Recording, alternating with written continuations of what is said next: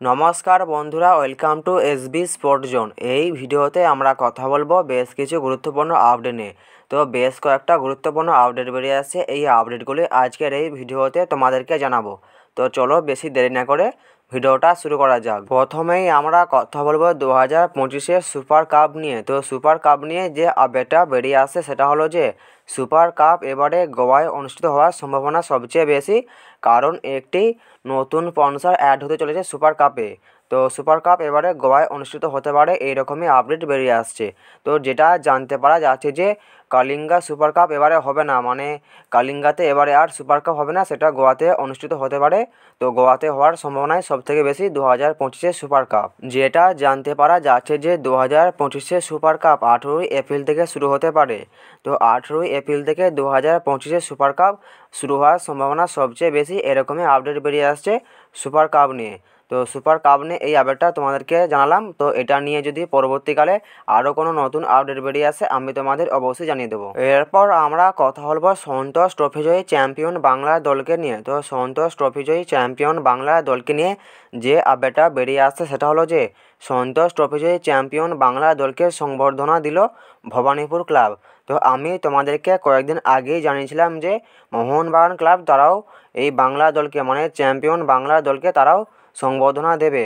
তো এটা আমি তোমাদেরকে জানিয়ে দিয়েছিলাম। তো তাদের আগেই সন্তোষ ট্রফি জয়ী চ্যাম্পিয়ন বাংলা দলকে সংবর্ধনা জানালো ভবানীপুর ক্লাব।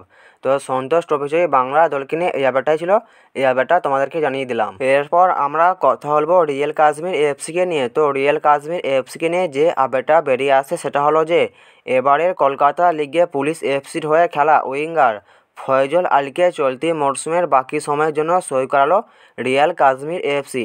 25 বছর বয়সী ফয়জল দুই উইং ও অ্যাটাকিং মিডফিল্ডেও খেলতে পারদর্শী।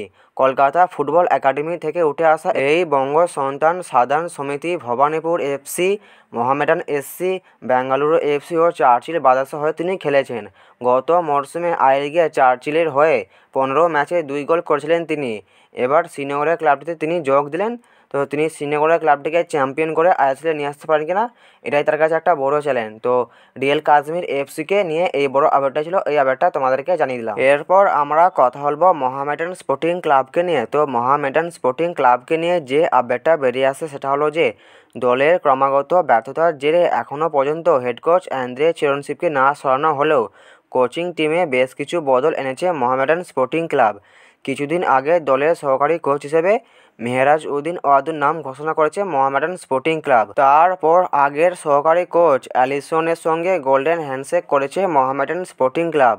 এবার দলের অপর সহকারী কোচ সিটানো পিনহোকে বিদায় জানালো Mohammedan sporting club. Mohammedan sporting ক্লাবকে নিয়ে এই আপডেটটাই বেরিয়ে আসলো, এই আপডেটটা তোমাদেরকে জানিয়ে দিলাম। এরপর আমরা কথা বলবো ইস্টবেঙ্গল এফসিকে নিয়ে। তো ইস্টবেঙ্গল এফসিকে নিয়ে যে আপডেটটা বেরিয়ে আসে সেটা হলো যে ইস্টবেঙ্গলে অনুশীলনে নজর রাখছে মোহনবাগান ক্লাব, এরকমই আশঙ্কা করছে ইস্টবেঙ্গল ক্লাব ম্যানেজমেন্ট। তো তাদের আশঙ্কা যে মোহনবাগানের তরফ থেকে ইস্টবেঙ্গলের অনুশীলনে নজর রাখা হচ্ছে, তারা এরকমই আশঙ্কা করছে। ব্যাপারটা হলো এটাই যে ইস্টবেঙ্গল দল তারা যে মাঠে অনুশীলন করেন, তো সেই মাঠ থেকে কিছুটা দূরে একটা বড় হোটেল রয়েছে। তো সেই হোটেলেই থাকেন মোহনবাগানের ফুটবলাররা এবং মোহনবাগানের কিছু ক্লাবকর্তা, তারা সেই হোটেলেই থাকেন। তো যেটা ইস্টবেঙ্গলের তরফ থেকে আশঙ্কা করা হচ্ছে যে আগামীকাল ইস্টবেঙ্গলের অনুশীলনের ছবি তুলছিলেন মোহনবাগানের কিছু ক্লাবকর্তা। তো সেই হোটেল থেকে জানলা খুলে কেউ যেন ছবি তুলছিল, তারা এরকমই আশঙ্কা করেছে।